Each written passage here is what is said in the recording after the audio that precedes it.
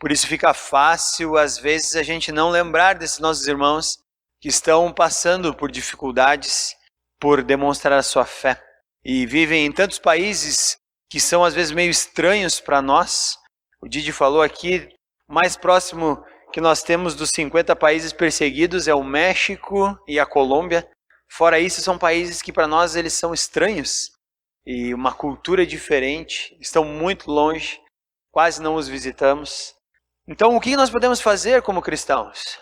Por aquele pessoal que está lá. Vamos trazer todo mundo para cá? E aí, quem vai falar de Jesus lá onde eles estão? Vamos todos nós para lá? E aí, o que vai acontecer? Quem vai falar de Jesus aqui? Então, nem todos nós irmos para lá, nem todos eles virem para cá. Mas eu acho que nós entendermos que somos uma única igreja. E como uma única igreja, nós temos a nossa maior arma para estarmos intercedendo pelos nossos irmãos lá, que é a oração. Vocês viram aqui várias oportunidades, várias vezes no teatro, pessoas orando e intercedendo. Então fica a pergunta, ok, o que é esse negócio de oração então? O que é o orar? Às vezes a gente aprende desde pequenininho, não, mas eu já sei o que é orar. Sabe mesmo? Será que a gente sabe orar? Será que temos orado do jeito certo? Será que nossas orações têm sido eficazes? Será que elas têm alcançado o objetivo que Deus quer com as orações? Então hoje nós vamos conversar um pouquinho sobre oração e depois nós vamos praticar um pouquinho esse negócio de oração. Então, para começar sobre o que é oração, te convido a abrir a tua Bíblia no livro do profeta Jeremias, capítulo 33. Jeremias 33, versículo 3. Abriu lá?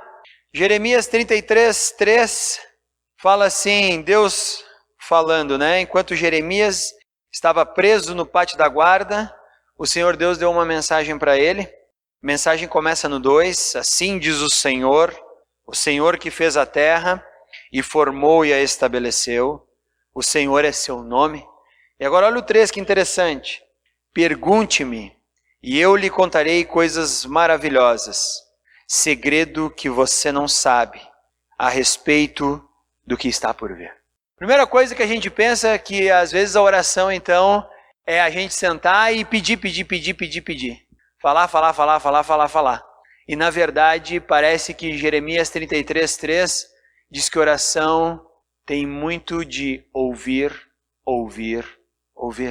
Entender o que Deus está falando e entender o que Deus está dizendo.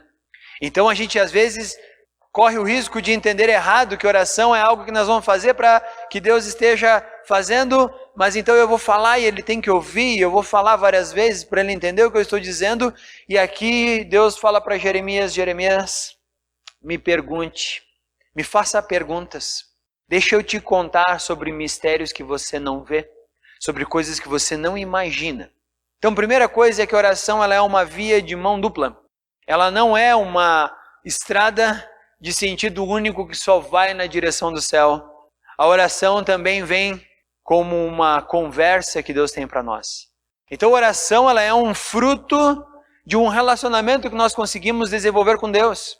Ela não é algo que nós vamos fazer como um mantra, uma coisa que Deus vai ter que responder, mas ela é, então, primeira coisa que a oração é uma via de mão dupla e é algo que brota espontaneamente do nosso coração para Deus e da mente de Deus para o nosso coração.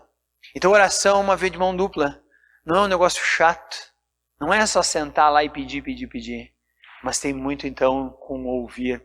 Imagina que você está tendo uma conversa com aquele teu amigo, tomando um chimarrão, e você só fala. Aí de repente você para. Aí teu amigo diz assim, puxa, agora eu vou poder falar alguma coisa. Olha, muito bom o papo, muito legal, estava bom o chimarrão, estou indo embora. Aí teu amigo vai olhar e vai dizer, ops, faltou um negócio nesse relacionamento aí. Quando é que ele ouve o que eu estou dizendo para ele? E aí, às vezes, Deus pode estar conversando contigo, dizendo, querido, isso que você está me pedindo, você não entende. Você não consegue compreender que isso pode ser muito mais complexo do que você imagina, mas nós não temos tempo para ouvir. E aí tudo que a gente fala, às vezes é, eu oro, mas Deus não fala. Eu oro e Deus não responde. Parou para ouvir a resposta dele? Quer que ele te responda como? Então a oração começa com uma via de mão dupla. Você fala, mas também você ouve. Não é um monólogo. Isso nos ensina Jeremias. Também nós temos uma dificuldade enorme de orar, porque temos em nós algo chamado pecado. E a nossa carnalidade nos impede, às vezes, de pensar espiritualmente. É aí que eu digo que, às vezes, pedimos coisas que não compreendemos na sua totalidade, e Deus diz: isso você não pode. Como uma criança que, de repente, pede para o pai assim: pai, eu quero um carro. E você diz: querido, você tem 12 anos, você não pode ter um carro agora. Mas pai, por que eu não quero ter um carro? Tu não me ama? Não tem nada a ver com quanto eu te amo ou não. Significa que você ainda não tem capacidade suficiente, nem física e nem mental, para ter um carro. Você não compreende o quanto é dispendioso de dinheiro para ter um carro. Não é simplesmente ganhá-lo, mas é mantê-lo. É abastecer, é pagar seguro, é pagar IPVA, é cuidar com multas, é saber dirigir, é se preocupar com as outras pessoas que estão contigo na estrada. Não é só sentar ali e sair dirigindo como você faz com o teu carrinho elétrico que o pai te deu de aniversário. Então naquele momento você vai com certeza dizer não. E talvez essa criatura, por causa da sua imaturidade, ela não vai entender que esse não é para o seu próprio bem, para a sua autoproteção. Ela simplesmente acha que ela já pode dirigir um carro. Então a nossa carnalidade, às vezes, ela nos impede realmente de entendermos quão grande é o nosso pedido. E Deus diz: você não está pronto para isso. Mas nós, como uma criança, ficamos emburrados e achamos que, na verdade, Deus não está ouvindo ou não está nos amando o suficiente quando não responde ou não nos dá aquilo que pedimos. Significa que diante de Deus nós temos uma maturidade muito pequena, comparada a uma criança de 12 anos e um adulto. Então, Romanos, capítulo 8, versículo 26. Abra aí a sua Bíblia nesse trecho da sua Bíblia. Romanos, capítulo 8, versículo 26 e 27. E o Espírito nos ajuda em nossa fraqueza, pois não sabemos orar segundo a vontade de Deus, mas o próprio Espírito intercede por nós com gemidos que não podem ser expressos em palavras. E o Pai, que conhece cada coração, sabe quais são as intenções do Espírito, pois o Espírito intercede por nós, o povo santo, segundo a vontade de Deus.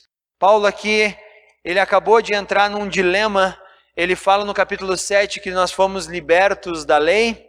Ele fala sobre o problema da carnalidade que não nos permite fazer aquilo que queremos como o bem, mas o mal que não queremos. E aí então ele chega no final do capítulo 7 com uma conclusão dura, dizendo: miserável homem que sou. E aí ele abre o capítulo 8 dizendo: graças a Deus por Cristo Jesus. Mas ainda assim ele vai dizer que a nossa glória será futura, mas que por enquanto, olha o que ele fala ali, não sabemos orar segundo a vontade de Deus. Eu não sei quão maduro você é na fé, e isso não tem a ver com o tempo de cristianismo, tem a ver com maturidade e crescimento. Então eu não sei quanto você é maduro na tua fé, mas eu acho que Paulo era maduro o suficiente, muito mais do que eu. E quando ele fala, nós não sabemos orar segundo a vontade de Deus, então eu tenho que acreditar que ele está falando a verdade. Então o nosso problema às vezes não é o que pedimos, mas às vezes o que pedimos revela a nossa imaturidade espiritual, ou a nossa imaturidade de compreender que o que pedimos é muito maior do que conseguimos suportar e carregar. E aí, o que vai acontecer? Vai acontecer que o próprio Espírito Santo vai revelar a intenção do nosso coração para Deus e revelar os reais motivos de nossos pedidos.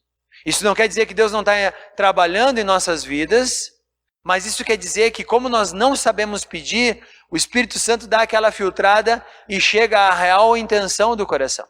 E ele faz isso com gemidos que nós mesmos não conseguimos expressar, e é ele que faz. Então o Espírito Santo intercede naquela falta de maturidade que temos. Por exemplo, se eu perguntasse aqui hoje, agora, quem de vocês aqui gostaria de ter uma Ferrari? Muita gente dizia, eu gostaria. Sabe quanto custa manter uma Ferrari? Vai fazer a revisão dos 10 mil na concessionária da Ferrari para te ver quanto custa. Aposto que você vai querer devolver ligeirinho. Então, às vezes, nós pedimos coisas que são grandes demais.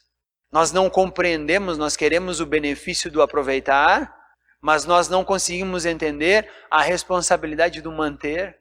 Ah, mas poucas pessoas, tá, a Ferrari a gente pede porque a gente sabe que é uma coisa simples. Já pediu uma esposa? Já pediu um marido? Sabe quão custoso é, não só financeiramente, mas psicologicamente e espiritualmente, manter a saúde de um casamento?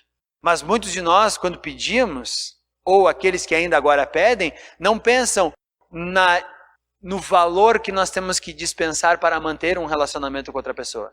A gente quer só a parte boa. Vai ser só coisa boa. Chegar em casa todo dia faceiro, mulher cheirosinha, comida pronta, porque ela trabalha e ainda cozinha muito bem, joga os tênis para cima, assiste o meu futebolzinho, ela vem com cerveja, e depois, ainda na hora de ir para a cama, ela está pronta para tudo que eu precisar e querer. Sabe quanto custa? Não só financeiramente, mas psicologicamente, espiritualmente, um casamento assim? Mulheres, criam um marido? Não, vai ser querido, vai sempre entender quando eu estiver nas dificuldades, vai ter uma mente tão complexa quanto a minha, vai querer os mesmos objetivos que eu, vai querer sentar em casa, chegar e conversar, não vai nem pensar no Netflix, no videogame, no futebol e em tudo mais, vai ficar ali me ouvindo, entendendo. Sabe quanto custa isso? Eu não estou dizendo que é impossível, mas nós não pensamos em quanto um casamento realmente é dispendioso. E o que falar dos filhos? Vai ser legal, nós vamos ter, vai ser divertido, nós vamos curtir, eles vão crescendo obedientes, mansos. Eu vou falar, eles vão obedecer, eles vão entender tudo. Vai ser que nem o filho aqui, vai dormir e vai dormir. Estão ligados agora, é só mandar dormir, né? E ele vai. Tu viu que legal? É, não. Muito. Contigo é coisa diferente. Ó, viu como ela já está dizendo que tem um custo maior? Muita chinelada, né? Muito. Gente, às vezes pedimos coisas que nós não compreendemos o valor que é manter. Então, na nossa imaturidade, pedimos coisas e Deus vai corrigindo. E o Espírito Santo vai colocando tudo no lugar certo. O Espírito Santo vai estabelecendo como as coisas devem acontecer. Nós não sabemos orar. É uma via de mão dupla, e mesmo nessa via de mão dupla, mesmo nós estando talvez maduros o suficiente, nós não sabemos orar. E o Espírito Santo tem que interceder naquilo que não conseguimos fazer. Isso é oração. Oração, então, é uma vida de mão dupla, fruto espontâneo de um relacionamento com Deus, em que eu falo e escuto. E naquilo que eu não tenho maturidade para entender, o Espírito Santo que habita em nós cristãos vai interceder diante de Deus. Agora eu pergunto para você, para que orar? Deus não conhece todas as coisas? Deus não sabe todas as coisas? Deus não vai agir em todas as coisas conforme seus propósitos já estabelecidos desde a fundação do mundo? Para que orar? Para que eu preciso orar? Então eu vou te convidar agora então a abrir em Mateus, capítulo 6, versículo 31 a 33. Mateus capítulo 6, versículos 31 a 33. Portanto, não se preocupem dizendo o que vamos comer, o que vamos beber e o que vamos vestir. Essas coisas ocupam o pensamento dos pagãos, mas seu Pai Celestial já sabe do que vocês precisam.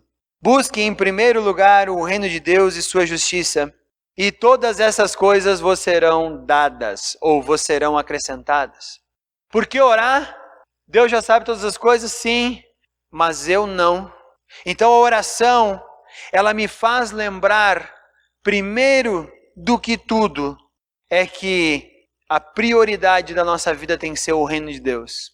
Aí começa uma oração certa. Quando eu acho que a prioridade é o meu reino, as minhas coisas, eu vou pedir de acordo com os meus desejos, os desejos do meu coração, e aí eu vou pedir as coisas conforme o mundo em que eu vivo. Mas aí eu vou orar e eu lembro que busquem, pois, em primeiro lugar o reino de Deus e sua justiça.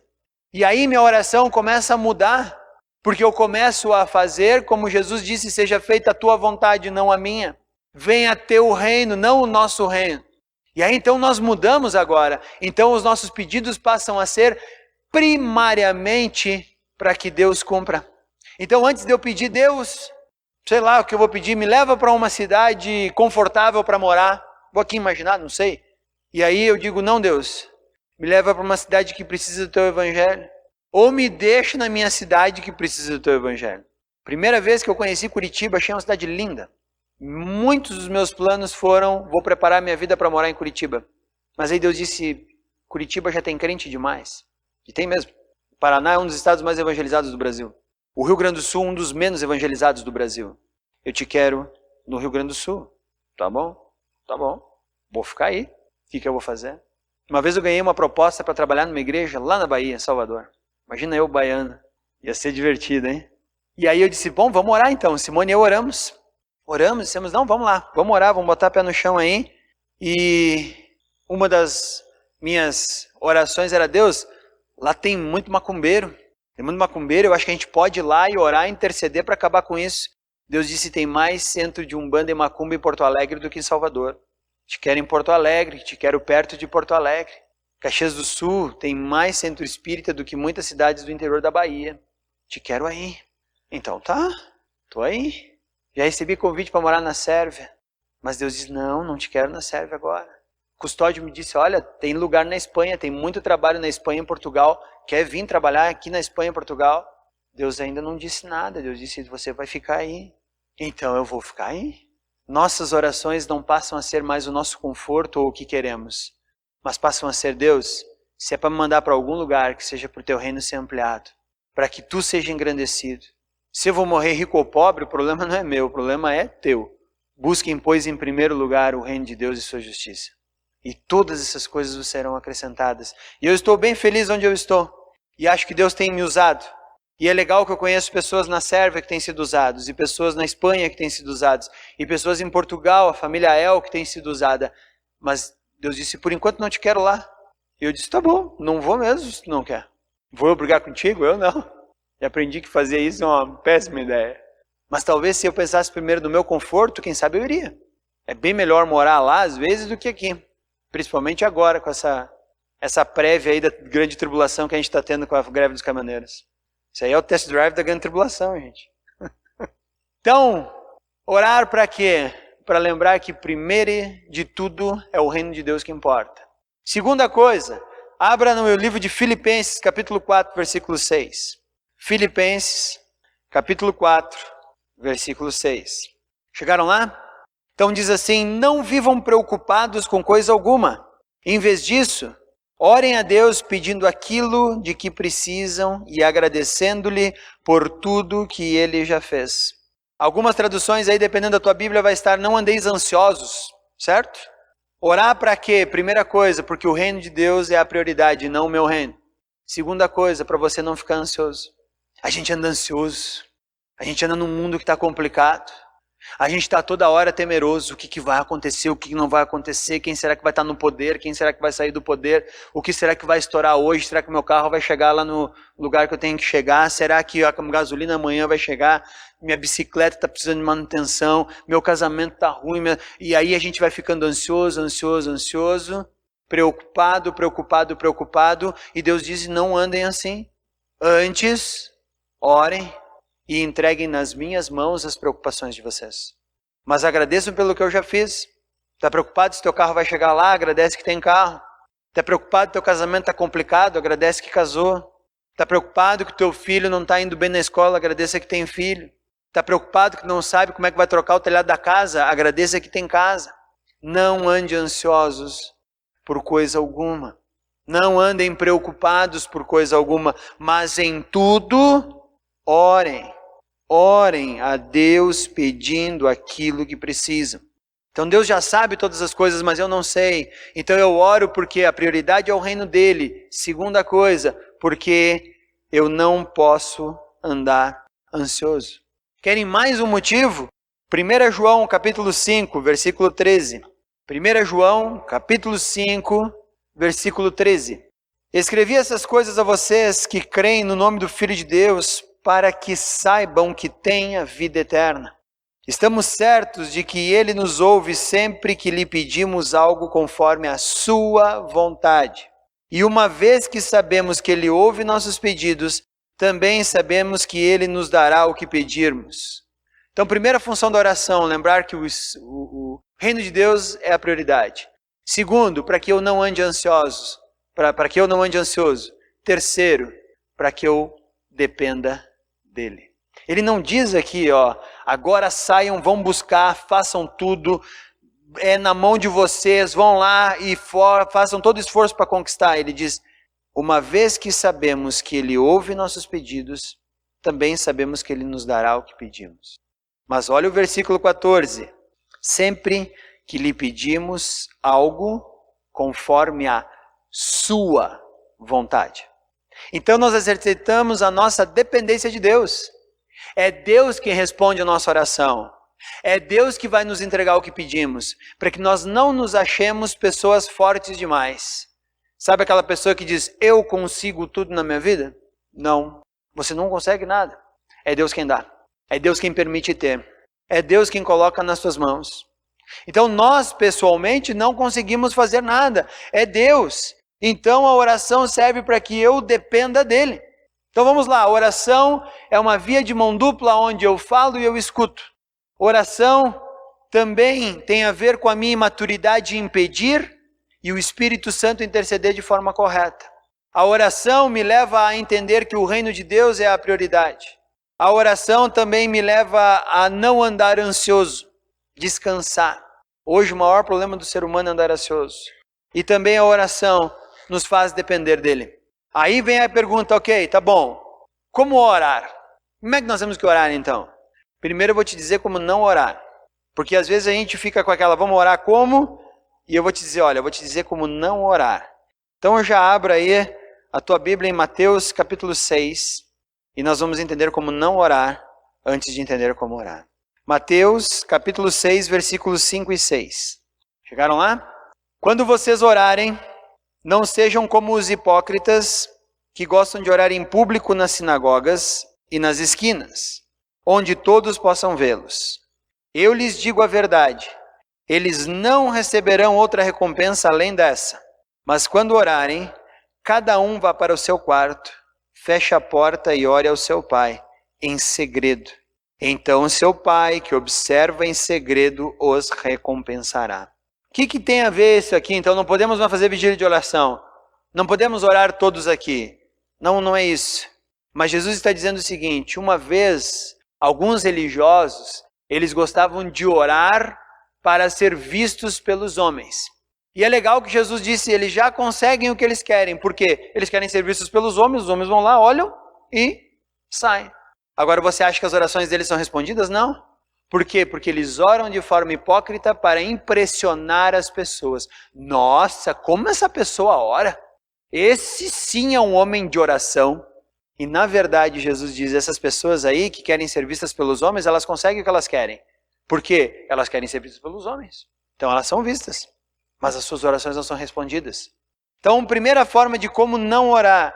Não ache que oração é uma forma de atrair a admiração dos homens. Não, esse é um homem de oração. A oração desse cara é forte. E Deus diz, não façam isso. Isso é hipocrisia. Quando vocês tiverem que orar, quem é que é o alvo da oração? É Deus. Então você vai num lugar onde só Deus vai te ver. Onde só Deus vai estar contigo. E aí ali sim você agora dispensa a tua oração diante dele. Mas não ore para ficar sendo visto pelas pessoas na rua. Segunda coisa de como não orar é o versículo 7 e 8. Ao orar, não repitam frases vazias, sem parar, como fazem os gentios. Eles acham que se repetirem as palavras várias vezes, suas orações serão respondidas. Não sejam como eles, pois seu Pai sabe exatamente do que vocês precisam antes mesmo de pedirem. Então, oração não é reza. Reza é coisa que Deus não se agrada. Ficar lá repetindo a mesma coisa várias vezes, não vai fazer com que Deus responda a tua oração. Então esse negócio de rezar e ficar repetindo sempre a mesma reza é coisa de pagão. Não sou eu que estou dizendo, é Deus. Porque é o próprio Jesus falando para as pessoas. Então esse negócio de pegar lá uma corrente cheia de bola e ficar repetindo as mesmas coisas, não é coisa de cristão. Não fica bravo comigo, está escrito aqui. Está escrito aqui. Ficar lá repetindo sempre a mesma coisa também é coisa de pagão. Então não é ficar balbuciando sempre a mesma coisa, uma coisa vã, que pouca gente sabe o que está sendo dito.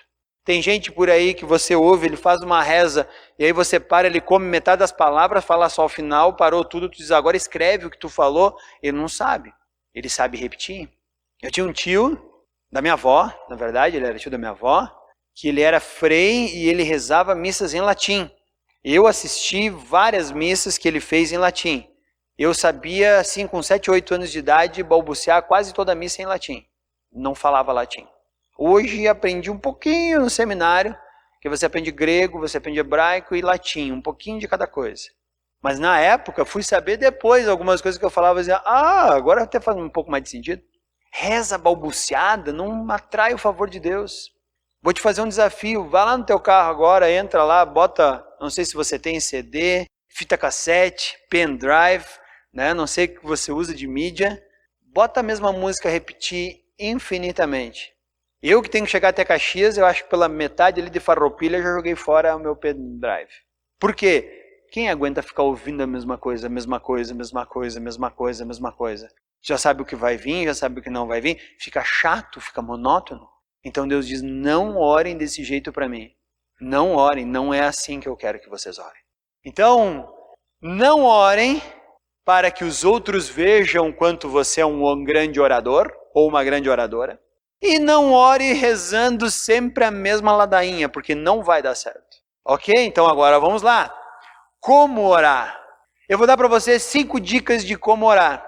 Primeiro, já vimos lá, agradeça. Segundo, se arrependa.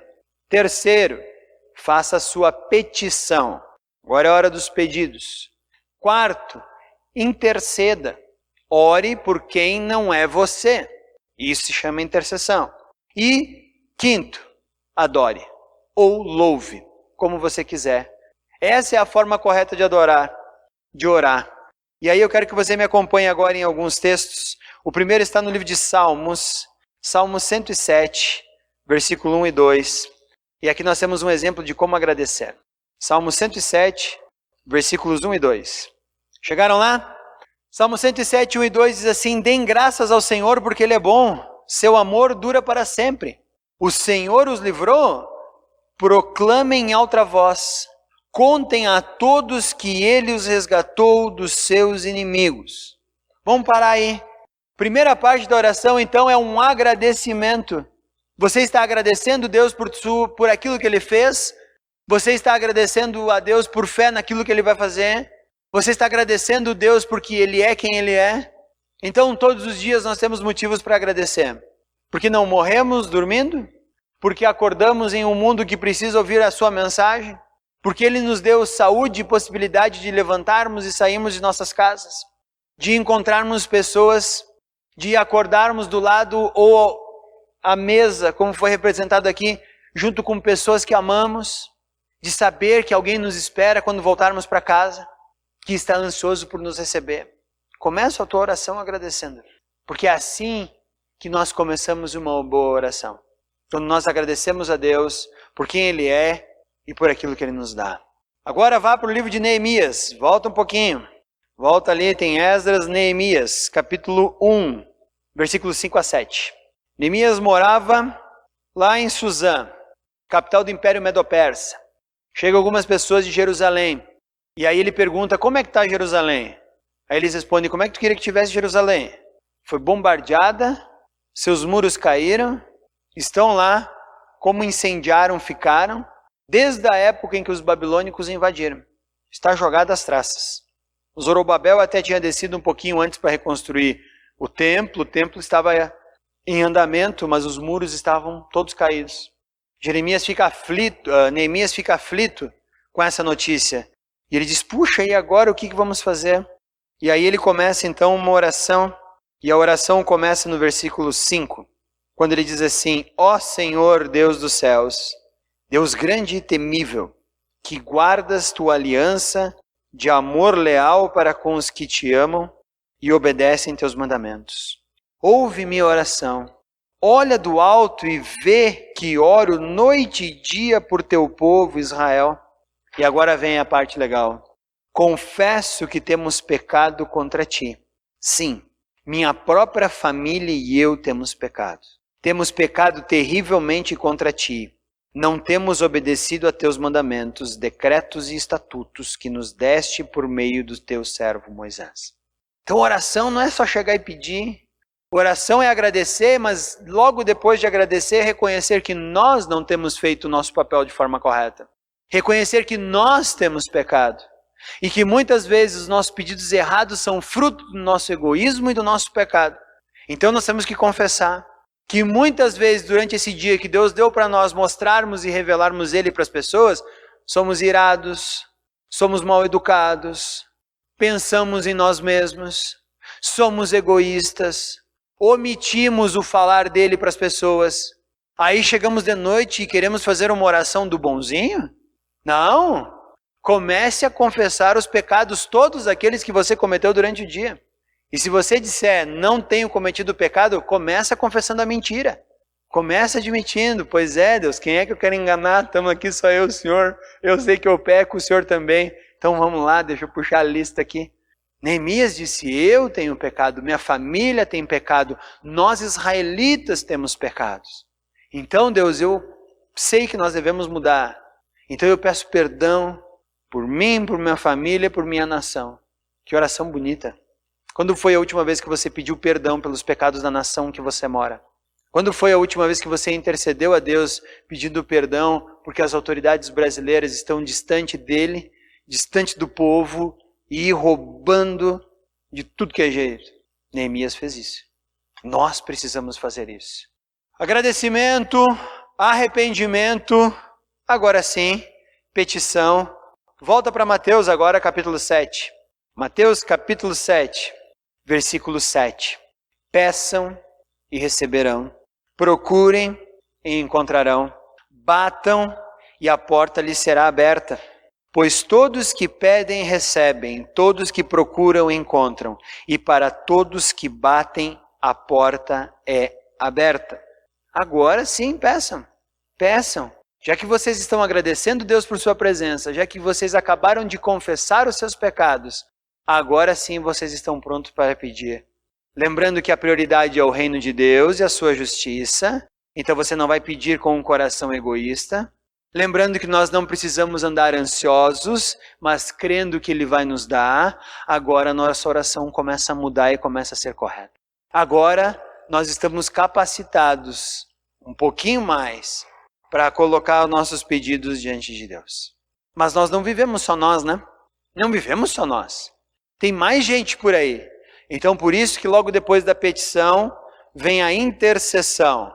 Abra agora a tua Bíblia em Colossenses, capítulo 1, versículo 9.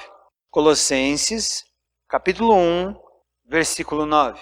Por isso, desde que ouvimos falar a seu respeito, Paulo está falando da igreja de Colossos, não deixamos de orar por vocês. Pedimos a Deus que lhe conceda pleno conhecimento de sua vontade e também sabedoria e entendimento espiritual. Agora Paulo está intercedendo pela igreja de Colossos. Agora chega o nosso momento, depois que nós agradecemos a Deus por quem Ele é, arrependemos dos nossos pecados, fizemos os nossos pedidos, agora nós estendemos a oração a outras pessoas que não estão presentes no local. Aí você pode interceder por teus familiares. Aí você pode interceder pelas pessoas que você quer pedir. Aí você pode interceder pela Índia, pela igreja perseguida.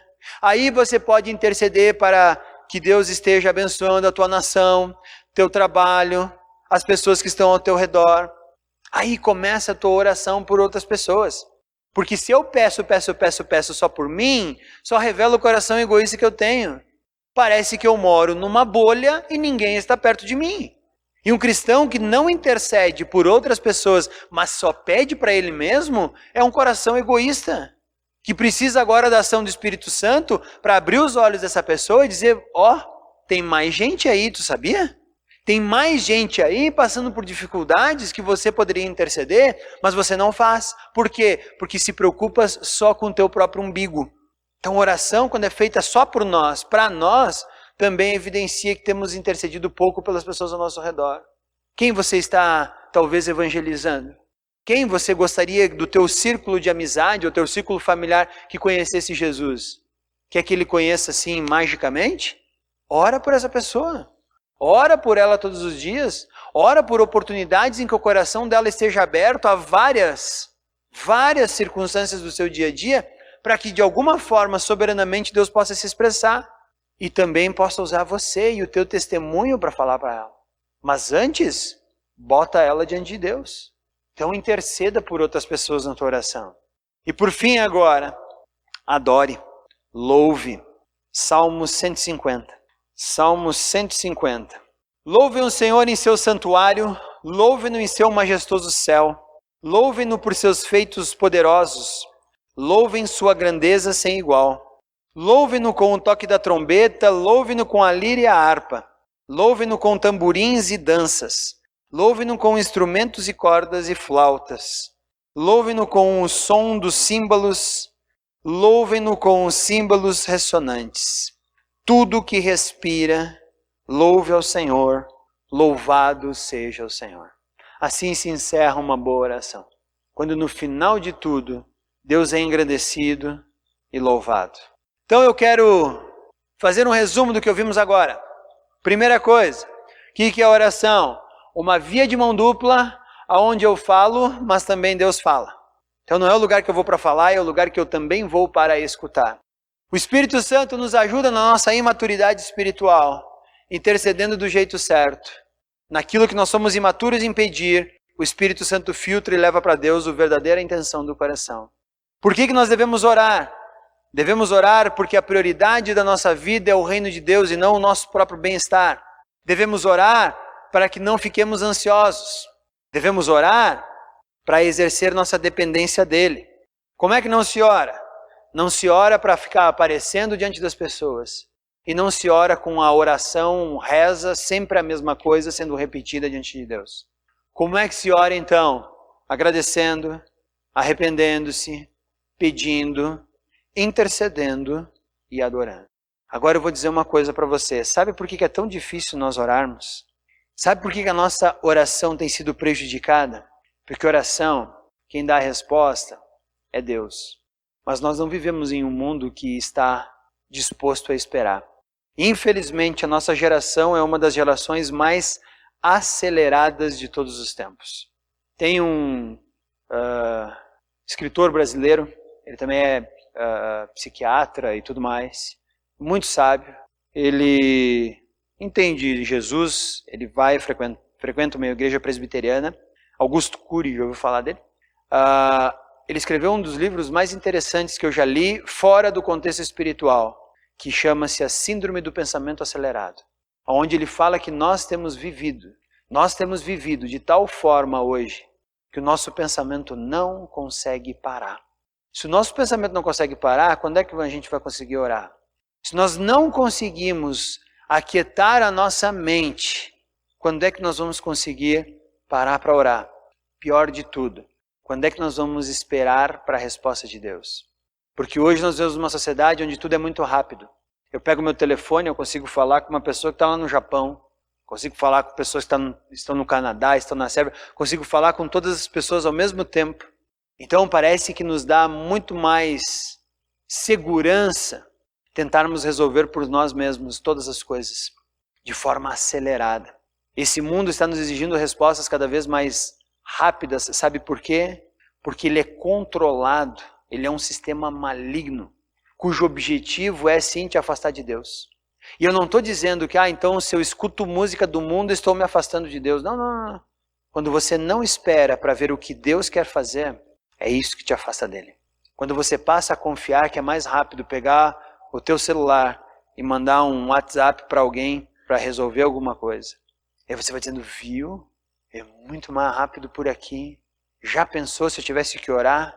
E aí Deus ia dizer, bom, deixa eu pensar, vamos ver se você precisa ou não precisa. Olha, eu acho que eu vou esperar um pouquinho. Você não precisa disso agora, mais lá para frente Não, Deus, quero agora, me dá.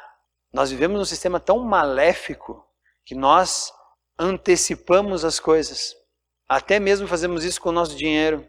Quando nós damos cheque pré-datado, quando nós usamos nosso cartão de crédito. Não estou dizendo que é errado usar essas coisas. Só estou dizendo que nós somos acostumados a ter as coisas antes mesmo de ter o dinheiro para pagar. Nós financiamos os nossos carros, não estamos preocupados em pagar 1/3 a mais do valor dele, porque queremos o carro agora. Nós não queremos esperar o tempo para guardar o dinheiro e comprar as coisas. Então nós vivemos um sistema que agora nos prende financeiramente, nos prende psicologicamente. E aí nós passamos a ser escravos dessas urgências e dessas emergências. E aí tudo que não fazemos quando estamos correndo é orar. Não queremos esperar a resposta de Deus. Queremos o que queremos agora, já. Por isso Paulo disse, vocês não sabem orar. Por isso, nós não pedimos o que Deus quer, como fala lá em 1 João. Nós pedimos o que nós queremos.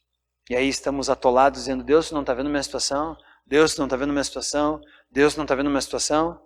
E Deus está respondendo, mas não tenho tempo para ouvir. Estou fazendo tudo do meu jeito, do jeito que eu quero, e ainda culpo Deus pela situação miserável que eu estou.